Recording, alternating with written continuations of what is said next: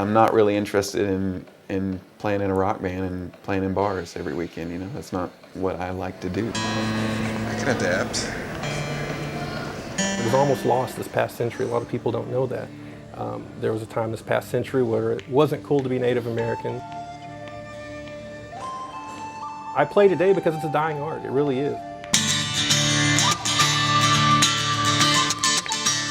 It's almost like a new genre. It's mixing rock, it's mixing jazz, it's mixing classical orchestrations with the traditional native flute.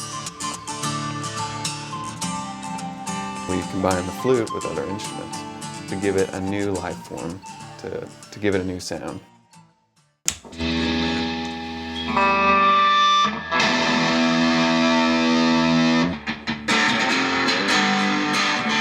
My name is Jeff Carpenter. I am a member of the Chickasaw tribe, and primarily my instrument of choice is the guitar, acoustic and electric.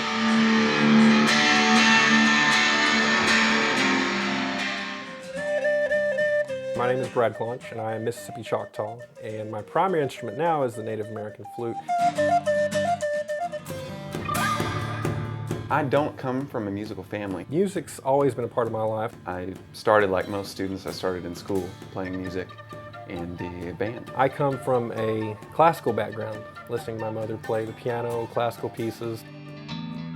I got some new friends that really like to start playing and jamming, so I pulled out my guitar and we just started playing on weekends together.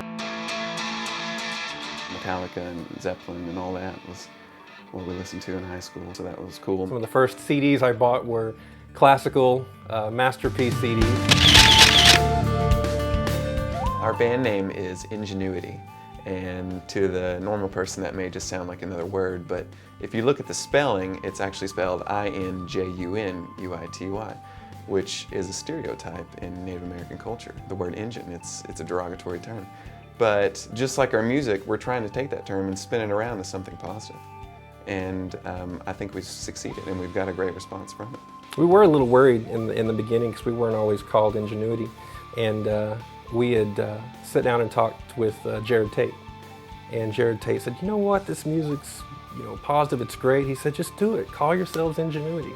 I had released multiple CDs before I even met Jeff and knew Jeff. I started working at Chickasaw Multimedia, where I was hired to write music for some of their productions, score music, and so. I'd been there for a while, and they recruited a new audio music guy. And so in comes Jeff Carpenter, and that was the first time we met. We lived in the same town our entire lives. Yeah. Never knew each other, never ran across each other, or even heard of each other. And it all began there at Chickasaw Multimedia. We started talking, struck up conversation. We started talking about music naturally. And I found out he played guitar, and he went to recording school. And I said, "Oh, that's cool. What kind of music do you play?" And he told me, and I told him. I said, "Well, I have a gig coming up that I'm supposed to play at as a solo artist." I said, "If you'd be interested," I said, "maybe we should get together and see what some of our styles sound like together." Our first show was at Riverwind. At Riverwind. It's like you probably told me about a month in advance of that show, and we sat down, and we had no idea what our style was going to be or anything like that. We just sat down and wrote about 6 or 7 songs for that show in about a week or two span. And that's what created the first album that we put out. It's called Unconquered, and it's a 6-song EP, and it's the songs that we wrote that week for the show. They immediately came together. I don't know how you would it really is, yeah. Boom. And we're still playing some of the songs today. Yeah. And that album, or the EP, Unconquered, went on to win us a NAMI, our first NAMI together. The NAMI is a Native American Music Award. It's the Grammy equivalent, I guess you would say, to Native American music. Unconquered, the EP, won Best Debut Group of the Year.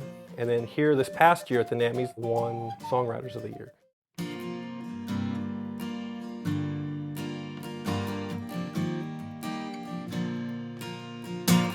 The flute itself started seeing it was dying out. People weren't playing it, people weren't listening to it.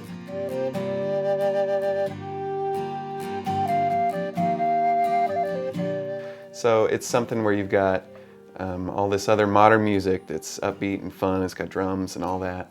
So people are gonna naturally go to something that makes them feel that way when they listen to that particular music. So we said, well, It's a great, I mean, it's part of our heritage. We want to continue on with this. That is why we combine the flute with other instruments. And people really take into it. The Native American flute is the lyric. It is the vocal. And if you look at music like that, you know, and listen to it like that, it speaks. It may not say a language, but it speaks. And it can tell a story.